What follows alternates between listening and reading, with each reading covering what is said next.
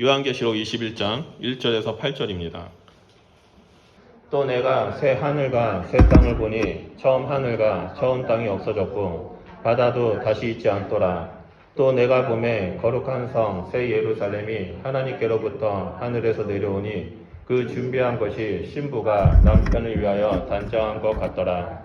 내가 들으니 보좌에서 큰 음성이 나서 이르되 보라 하나님의 장막이 사람들과 함께 있음에 하나님이 그들과 함께 계시리니 그들은 하나님의 백성이 되고 하나님은 친히 그들과 함께 계셔서 모든 눈물을 그 눈에서 닦아주시니 다시는 사망이 없고 애통하는 것이나 곡하는 것이나 아픈 것이 다시 있지 아니하리니 처음 것들이 다 지나갔음이로라. 보좌에 앉으신 이가 이르시되 보라 내가 만물을 새롭게 하노라 하시고 또 이르시되 이 말은 신실하고 참되니 기록하라 하시고 또 내게 말씀하시되 이루었도다. 나는 알파와 오메가요 처음과 마지막이라. 내가 생명수 샘물을 목마른 자에게 값없이 주리니 이기는 자는 이것을 상속으로 받으리라. 나는 그의 하나님이 되고 그는 내 아들이 되리라. 그러나 두려워하는 자들과 믿지 아니하는 자들과 흉악하는 자들과 살인자들과 음행하는 자들과 점술갈들과 우상 숭배자들과 거짓한 모든 자들은 불과 유황으로 타는 곳에 던져지리니 이것이 둘째 사망이라. 아멘. 네, 할렐루야. 오늘은 사망 권세를 깨뜨리시고 다시 살아나신 예수 그리스도의 부활을 기념하는 부활주일입니다. 우리 다 같이 옆에 계신 분들에게 우리 주님이 다시 살아나셨습니다라고 인사하도록 하겠습니다. 우리 주님이 다시 살아나셨습니다. 우리 주님이 다시 살아났습니다. 예수님의 부활은 우리에게 아주 중요하고 의미가 있습니다. 왜냐하면 예수님의 부활이 없다면 우리의 신앙과 우리의 믿음은 헛된 것이기 때문입니다. 그래서 바울은 고린도전서 15장 19절에서 이렇게 말을 합니다. 만일 그리스도 안에서 우리가 바라는 것이 다만 이 세상의 삶뿐이며 모든 사람 가운데 우리가 더욱 불쌍한 자리다라고 말하고 있습니다. 교회는 예수 그리스도의 부활로 시작되었습니다. 사도행전 2장을 보며 성령 충만한 베드로가 예루살렘 거리에서 너희가 십자가에서 못 박아 죽인 예수님께서 다시 살아나셨다라고 선포합니다. 이 말씀을 들은 많은 사람들이 충격을 받죠. 그리고 그 사람들이 회개하고 세례를 받아서 믿음의 공동체인 교회가 시작되었습니다. 만일 예수님의 부활이 없다면 교회는 이 세상에 존재하지 않았을 것입니다. 또한 예수님의 부활이 없다면 우리는 여전히 죄 가운데서 죽어갈 것이고 이 세상은 더욱더 암울해졌을 것입니다. 세상의 모든 종교는 그들이 신이라고 믿는 사람들의 무덤이 있습니다.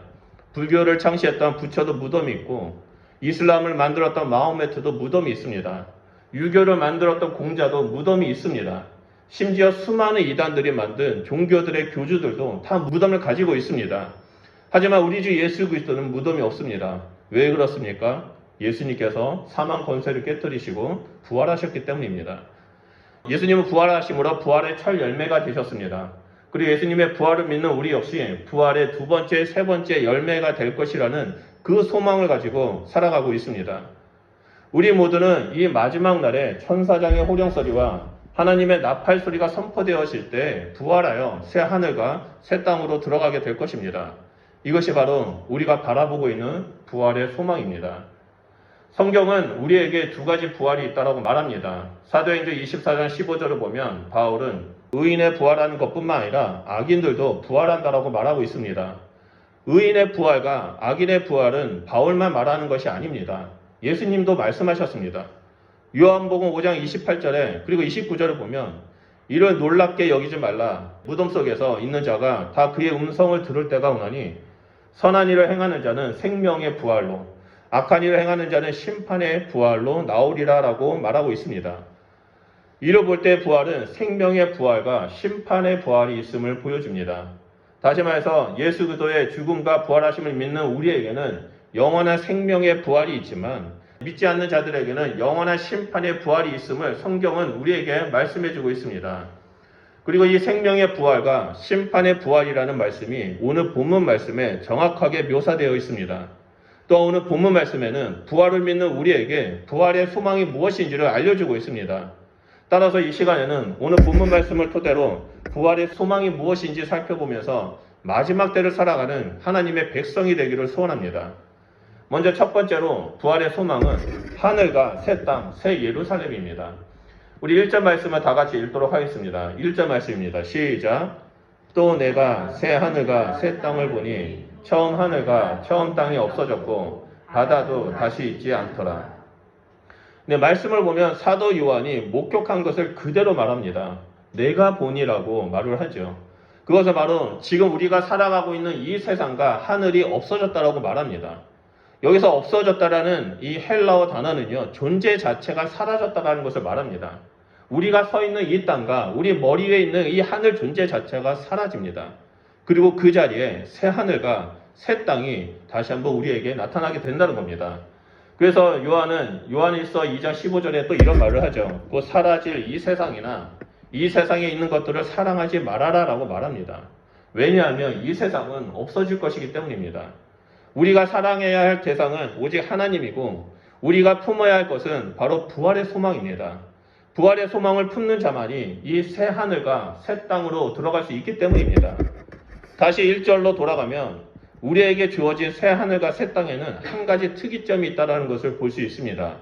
그것은 바로 바다가 없다는 겁니다. 여기서 바다라는 것은 우리가 생각하는 태평양, 대서양 아니면 서퍼스 파라다이스에 있는 그 아름다운 해변 그런 바다를 말하는 것이 아닙니다. 오늘날 바다하면 낭만의 장소이죠. 크루즈 여행을 할 수 있는 멋진 장소이기도 합니다. 하지만 고대 근동 사람들에게 바다는 공포와 두려움의 대상이었습니다. 이 바다에는 악마가 살고 있어서 사탄이 살고 있어서 인간을 괴롭힌다라고 고대 근동 사람들은 예수님 시대 사람들은 그렇게 여겼습니다. 그래서 요한계시록을 봐도 우리는 그 사실을 볼 수 있습니다. 요한계시록에서 바다는 용과 짐승이 올라오는 장소입니다. 하나님을 대적하고 있는 인간을 미혹하고 있는 사단의 세력들이 바다에서 올라옵니다. 다시 말해서 바다는 악의 상징이고 사단의 세력의 상징을 말합니다. 이러한 고대 근동 사람들의 세계관으로 1절을 보면 새 하늘과 새 땅에는 바다가 없는 이유를 쉽게 알 수 있습니다. 그것은 바로 새 하늘과 새 땅에는 그 어떠한 죄도, 그 어떠한 악한 것도, 그 어떠한 사단의 존재 그런 영향력도 없다라는 것을 보여주고 있습니다. 오직 새 하늘과 새 땅에는 거룩함과 온전함이 있습니다. 의로움과 선하심만이 가득 차 있습니다. 그런 새 하늘과 새 땅이 펼쳐지고 그곳에서 거룩한 성 예루살렘이 하늘에서 내려옵니다. 2절 말씀을 보면 또 내가 보매 거룩한 성 새 예루살렘이 하나님께로부터 하늘에서 내려오니 그 준비한 것이 신부가 남편을 위하여 단장한 것 같더라라고 말하고 있습니다. 방금 읽은 말씀을 보면 새 예루살렘이 하나님으로부터 하늘에서 내려온다라고 증거합니다. 그런데 사도 바울은 이 새 예루살렘에 대해서 부연 설명을 할 때 특이하게 설명을 합니다. 바로 그것은 준비한 것이 신부가 남편을 위하여 단정한 것 같더라라고 말합니다. 이 말씀은 유대인 그리스도인들의 생각에서는 너무 쉽게 이해되는 말씀이었습니다. 유대인 그리스도인들은 이 말씀을 들었을 때 부활의 소망이 무엇인지를 깨닫고 붙잡게 되었습니다. 그것은 바로 유대인의 결혼 풍습 때문입니다. 우리가 이 유대인들의 결혼 풍습을 알게 된다면 이 말씀을 쉽게 이해할 수 있습니다. 유대인들은 결혼을 하기 위해서 먼저 남자와 여자가 약혼을 합니다.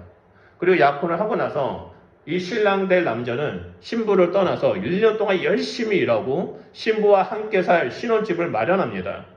그리고 그동안 이 약혼한 신부는 오직 신랑만을 사모하면서 신랑이 자기를 데려오기를 간절히 기대하며 정결하게 기다립니다. 그리고 신랑이 집을 다 마련해서 이제 신부를 맞이하러 오게 되죠. 그리고 신부를 찾아오게 됩니다. 신랑이 준비한 그 신부집에 들어간 신부는 자기를 위해서 마련한 이 신부집을 아주 정성껏 꾸밉니다. 이쁘게 단정합니다. 바로 이 새 예루살렘이 그와 같다는 겁니다. 새 예루살렘이 하나님으로부터 하늘에서 내려온다는 것이 바로 그런 의미입니다.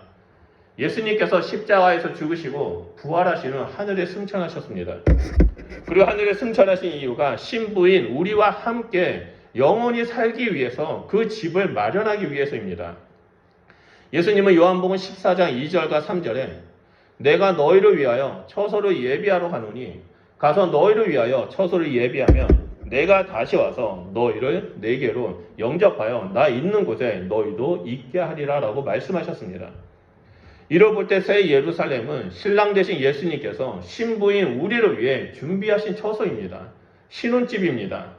우리는 예수 그리스도의 죽음과 부활을 믿음으로 거룩한 신부가 되었습니다. 우리는 부활의 신랑을 소유한다는 것은 바로 우리 곧 오실 주님, 우리 신랑 되신 예수님을 기다리는 삶을 말합니다. 우리 주님이 다시 오실 때 우리는 부활의 몸이 되어 새 하늘과 새 땅이 펼쳐질 것을 보게 될 것이고 예수님과 함께 우리의 집, 신혼집, 새 예루살렘에 들어가게 될 것입니다. 이것이 바로 우리가 가져야 할 부활의 소망입니다. 그리고 두 번째로 우리가 소망을 가져야 할 것은 바로 하나님의 장막입니다. 다 같이 3절 말씀을 읽도록 하겠습니다. 3절 말씀입니다. 시작. 내가 들으니 보좌에서 큰 음성이 나서 이르되 보라 하나님의 장막이 사람들과 함께 있음에 하나님이 그들과 함께 계시리니 그들은 하나님의 백성이 되고 하나님은 친히 그들과 함께 계셔서 아멘. 우리는 구원받은 성도로서 새 하늘과 새 땅에 거하게 됩니다. 또한 예수님의 신부로서 새 예루살렘에서 거하게 됩니다. 그런데 거기가 끝이 아닙니다. 우리는 하나님의 백성으로서 하나님의 장막에 거하게 된다라고 성경 구절은 우리에게 말하고 있습니다. 이 말씀은 부활로 인해서 완전히 회복된 우리의 모습을 보여주고 있습니다. 다시 말해서 아담과 하와 타락 이전에 에덴 동산에서 하나님과 함께 손을 잡고 거닐고 하나님과 대화하고 하나님과 교제했던 그 순간 하나님께서 보시기에 좋았더라는 그 완전한 모습의 회복을 말합니다. 죄로 인해서 하나님과 결별하고 하나님과 함께 같은 공간에 머물 수 없었던 우리가 이제는 부활함으로 말미암아 하나님과 같은 공간에 머물면서 하나님의 눈을 바라보며 함께 대화하는, 함께 친밀함을 누리는 그러한 자가 된다는 것입니다. 이전에는 귀로만 들었던 우리 아버지 되신 하나님을 눈으로 보면서 함께 친밀함 가운데 살아가는 자가 되었다는 것이죠. 이렇게 하나님의 장막에 거하면서 살아가는 부활의 성도의 모습이 4절에 나옵니다. 4절을 보면 모든 눈물을 그 눈에서 닦아주시니 다시는 사망이 없고 애통하는 것이나 곡하는 것이나 아픈 것이 다 있지 아니하리니 처음 것들이 다 지나갔음이로라 라고 말합니다. 예수님이 이 땅에 오심으로 우리는 부활을 하고 하나님의 장막에서 눈물도 사망도 애통하거나 곡하는 것도 아픈 것도 없이 살아가게 됩니다. 그런데 여기서 우리가 주목해서 봐야 할 것이 하나 더 있습니다. 그것은 바로 처음 것들이 다 지나갔다라는 겁니다. 여기서 처음 것들은 무엇을 말합니까? 그 앞에 나왔던 눈물, 사망, 애통, 곡하는 것, 아픈 것을 말합니다. 한마디로 이러한 고난과 사망이 다 지나갔다는 겁니다. 이 말씀은 부활을 가는 그 길에는 고난이 있다는 것을 알려줍니다. 고난을 지나야지만, 그 사망을 지나야지만, 죽음을 지나야지만 부활에 참여할 수 있다는 것을 보여줍니다. 예수님은 고난의 길과 십자가의 죽음을 지나 부활하셨습니다. 그래서 바울은 빌립보서 3장 10절과 11절에 자신의 소망함을 이렇게 말합니다. 내가 그리스도와 그 부활의 권능과 그 고난에 참여함을 알고자 하여 그의 죽으심을 본받아 어떻게 해서든지 죽은 자 가운데서 부활에 이르려 하노니라고 말합니다. 바울 자신은 죽음으로 가는 그 길, 그 고난에 가는 길을 원한다고 말합니다. 그 이유는 예수님과 함께 그 부활의 소망을 가지고 부활에 참여하고자 한다는 그런 고백이죠. 엄밀히 말하면 성도들의 삶은 만사형통의 길이 아닙니다. 성도들의 길은 바울이 고백한 것처럼 앞서가신 예수님의 고난의 길을 따르는 것입니다. 그렇게 고난의 길을 따르다 보니까 성령님께서 함께 하시고 우리를 형통케 하시는 것이 바로 우리 성도들이 걸어가야 할 길입니다. 우리가 이 고난의 길을 묵묵히 걸어갈 때 맞이하게 되는 것이 바로 영광의 부활입니다. 우리 고난의 현장에서 부활을 경험해야만 합니다. 다시 말해서 지금 우리가 살아가고 있는 이 순간이 예수 그리스도의 부활을 경험하는 삶이라는 것입니다. 이렇게 인내하며 믿음을 붙잡고 부활의 길을 걸어가는 우리에게 주어진 것이 바로 하나님의 장막이라는 것입니다. 우리에게 주어진 이 새하늘과 새 땅, 새 예루살렘, 그리고 하나님의 장막의 약속은 곧 이루어질 것입니다. 이에 대해 하나님은 5절에 사도 요한을 통해서 이렇게 또 우리에게 약속해 줍니다. 5절 말씀을 보면 보좌에 앉으신 이가 이르시되 보라 내가 만물을 새롭게 하노라 하시고 또 이르시되 이 말은 신실하고 참되니 기록하라 라는 말씀입니다. 하나님께서는 계획하신 그대로 반드시 이루시겠다라고 그 의지를 표명하십니다. 여기서 기록하라라는 이 말씀은 그냥 단순히 너는 기록하고 기념하라는 말이 아닙니다. 기억하라는 말이 아닙니다. 이것은 법적인 용어입니다. 공증하라는 겁니다. 내가 반드시 이룰 거니까 너는 이 말을 기억하고 기록해서 법적으로 공증하라는 거죠. 하나님의 계획, 하나님의 말씀은 1.1획도 땅에 떨어지지 않고 그대로 이루어질 것이라고 하나님은 말씀하고 계십니다. 하나님께서 이렇게 단호하게 말씀하시는 이유가 있습니다. 그것은 바로 하나님께서 이 세상의 역사를 다스리시는 절대 주권자이시기 때문입니다. 이에 대해 본문은 6절에 이렇게 말합니다. 이루었도다. 나는 알파와 오메가요. 처음과 마지막이다 라고 말씀하십니다. 역사의 시작과 끝이시고 그리고 그 안에 있는 중간의 모든 역사의 과정들을 결정하시는 분이 바로 우리 하나님이십니다. 그런 하나님이 새 하늘과 새 땅, 새 예루살렘, 하나님의 장막에 대하여 다 이루었다라고 선포하고 이제 그날이 곧 오게 될 것이라고 말씀하고 계십니다. 그리고 나서 하나님은 거룩한 성에 거할 백성의 두 가지 조건에 대해서 제시합니다. 6절 하반절과 7절 말씀입니다. 말씀을 보면 내가 생명수 샘물을 목마른 자에게 값없이 주리니 이기는 자는 이것들을 상속으로 받으리라. 나는 그의 하나님이 되고 그는 내 아들이 되리라 라고 말씀하십니다.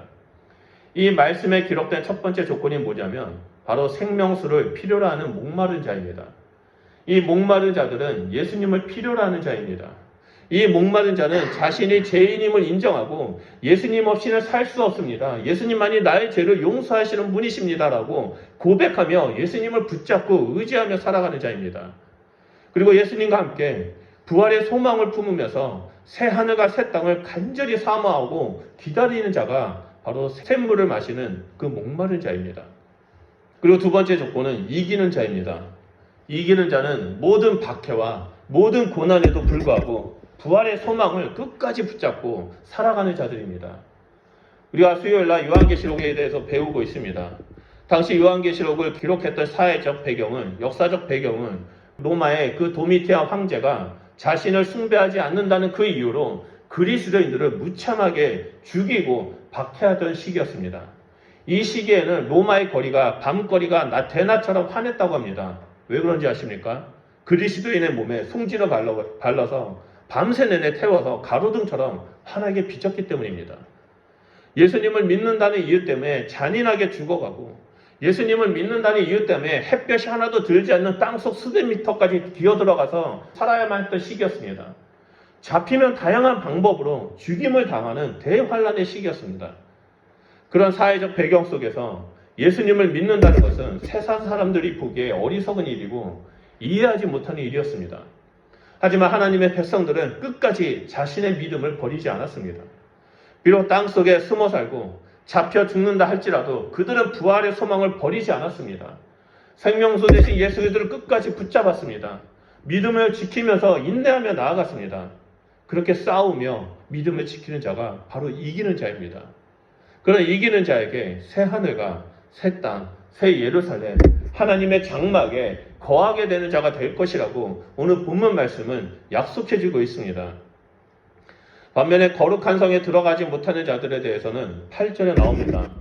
그들은 두려워하는 자들과 믿지 아니하는 자들과 흉악한 자들과 살인자들과 음행하는 자들과 점술가들과 우상숭배자들과 거짓말하는 모든 자들은 불과 유황으로 타는 못에 던져지리니 이는 둘째 사망이다 라고 말합니다. 다른 말로 그 심판의 부활 말합니다. 여기서 두려워하는 자들은 핍박과 환난이 두려워서 예수 그리스도의 그 고난에 동참하지 않는 자들입니다. 즉 박해로 인해 그리스도를 버리는 자들입니다. 믿지 아니하는 자들은 말 그대로 예수 그리스도를 영접하지 않는 자들입니다. 교회를 다니지만 입으로는 예수님을 시인하지만 삶으로 그리스도를 부인하는 자입니다. 그리고 흉악한 자들은 도덕적으로 타락하고 더럽게 된 자들을 말합니다. 살인자들은 하나님을 대적하고 신실한 그리스도인들을 핍박하고 살인하는 자들입니다. 음행하는 자들은 간음과 같은 성적인 범죄를 저지른 자들이고 술객들은 모든 우상들을 만드는 자들입니다. 그리고 우상 숭배하는 자들은 황제 숭배, 그 외에 그리스 모든 그 우상들을 숭배하는 자들이고 거짓말하는 자들은 진리를 떠나서 거짓을 말하고 세상과 타협하는 자들입니다. 이러한 자들은 결코 새하늘, 새 땅, 거룩한 성에 들어갈 수가 없습니다. 우리는 부활을 소망하는 그리스도인으로서 이러한 모습이 내 안에 있는지 날마다 끊임없이 살펴봐야만 합니다. 그래서 값없이 생수를 주시는 주님 앞에 나아가 하나님 이 모습들을 제하여 주시고 하나님의 완전한 그리스도인이 될 수 있도록 세상과 타협하지 아니하고 믿음의 길을 걸어가는 자가 될 수 있도록 저를 인도해 주십시오라고 우리는 기도하며 예수 그리스도 앞에 나아가야만 합니다. 오늘 본문 말씀은 앞으로 우리가 보게 될 새 하늘과 새 땅, 새 예루살렘, 하나님의 장막의 모습이 기록되어 있습니다. 이것이 바로 우리가 꿈꾸는 하나님의 나라이고 부활의 소망입니다. 결국 부활은 우리의 신랑 되신 예수 그리스도가 이 땅에 다시 오실 때 온전하게 이루어지게 됩니다. 우리 주님이 언제 오실지는 우리는 알지 못합니다. 하지만 확실한 것은 주님이 오실 때 우리는 부활해서 새 하늘과 새 땅, 새 예루살렘에 들어가게 될 것입니다. 그리고 무엇보다도 중요한 것은 부활의 소망은 미래에 일어나는 일이지만 부활의 능력은 지금 이 순간에도 우리에게 나타나고 있다는 것을 우리는 믿어야만 합니다. 예수 그리스도를 온전히 믿고 하나님 말씀 안에 거하며 성령님과 동행할 때 이 부활의 능력이 우리 가운데 나타나게 됩니다. 이 부활의 능력으로 말미암아 우리는 모든 고난을 이기게 되고 이 부활의 능력으로 말미암아 힘들고 어려운 상황에 있다 할지라도 하나님께서 형통케 하시는 그 놀라운 경험을 우리는 하게 된다는 겁니다. 저는 개인적으로 고난의 현장에서 부활을 경험하라라는 이 말을 좋아합니다. 고난은 우리를 부활의 소망으로 이끌고 완전하신 예수 그리스도를 닮아가는 자로 만들어주기 때문입니다. 시편 1편에서 약속한 것처럼 어떤 고난이 온다 할지라도 생명수 대신 예수 그리스도 안에 우리가 심겨져 있다면 시절을 쫓아 열매를 맺는 일들이 우리의 삶 가운데 가득 날 것이라고 믿습니다.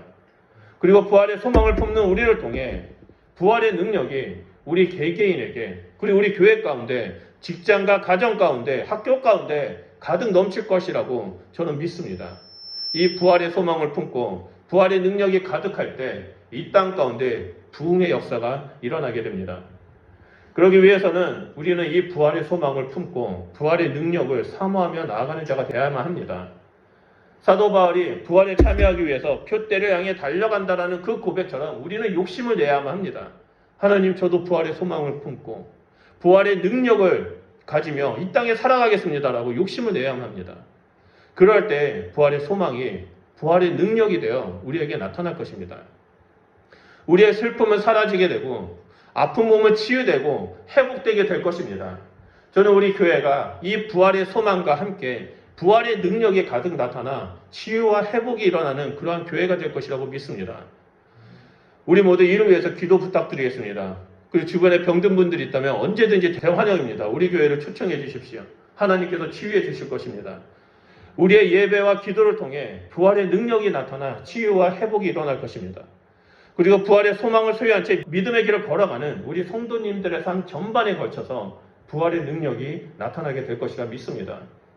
오늘은 복된 부활 주일입니다. 이 부활 주일에 딴 데 놀러 가지 아니하시고 이 연휴 시간에 다른 곳에 가지 아니하시고 예배의 자리에 나와 부활의 소망을 소망하는 우리 성도님들 예수 그리스도 이름으로 축복합니다. 여러분의 삶 가운데 부활의 소망과 부활의 능력이 가득 넘쳐나기를 진심으로 축원드립니다. 우리를 통해 우리 주님께서 역사하실 것입니다. 우리 말씀을 기억하면서 기도하겠습니다. 하나님, 이 마지막 때 내가 부활의 소망을 품고 끝까지 표대를 향해 걸어가겠습니다. 아니, 달려가겠습니다. 아버지, 세상이 우리를 조롱한다 할지라도 세상이 우리를 비방한다 할지라도 내 삶 가운데 고난이 있다 할지라도 내가 아픈 몸이 있다 할지라도 저는 부활의 소망을 가지고 이 땅에 살아가겠습니다. 하나님, 그러할 때 부활의 능력이 내 삶 가운데 우리 교회 가운데 충만하게 넘쳐나셔서 새로 회복되는 몸으로 진음을 향해 나아가는 자가 되게 해주십시오. 그래서 이 땅을 변화시키고 이 땅 가운데 예수 그리스도의 복음, 예수님이 살아나셨다라고 선포하는 자가 될 수 있도록 우리 가운데 역사해 주십시오라고 우리 이 시간에 주여 삼창하며 기도하도록 하겠습니다. 기도하겠습니다.